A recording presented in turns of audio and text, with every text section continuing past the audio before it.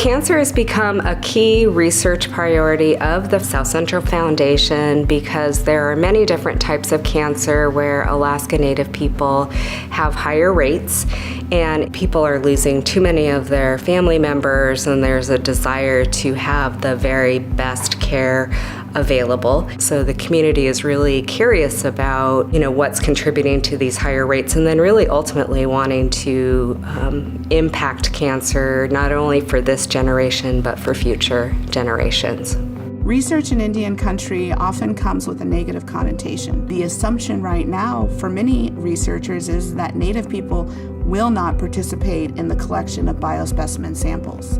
And that is because for many Native people to have a fingernail or hair or blood or tissue sample, we say sample in the research world, but to Native people it is a piece of them. And it doesn't matter if it's in a petri dish or in a gel or in a freezer, it's still part of them. And so for many Native people, thinking about participating in this kind of research has been really hard because we don't know what happens to those samples after the research is completed. I have worked on an NCI grant to do some bioethical work to talk about what does it mean to work with our Native populations and to combine their data together to get a good sample size.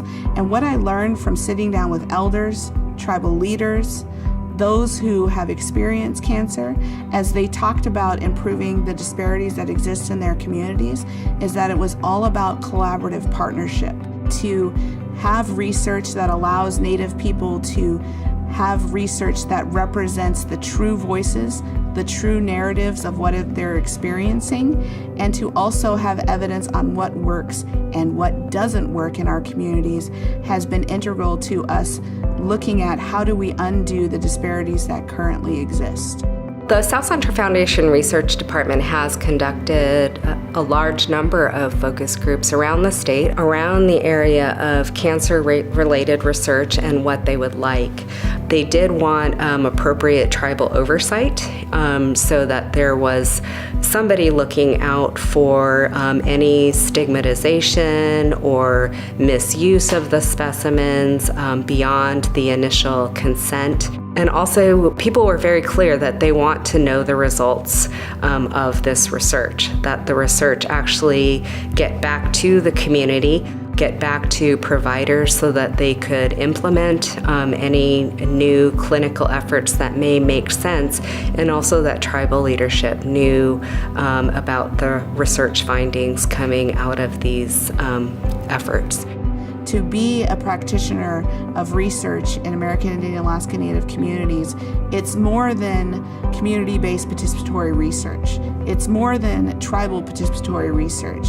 It means reframing our practices, and instead of focusing on scientific rigor, we look at and we begin to understand what it means to have cultural rigor, and that the two are complementary to each other and not at odds. It's not culture versus science.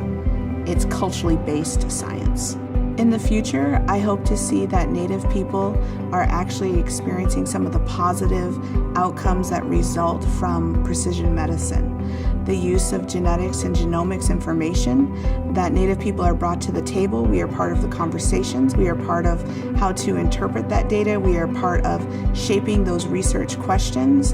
And that when the results of this precision medicine, this amazing science that is happening, that it actually impacts the people who are most disproportionately affected by cancer disparities.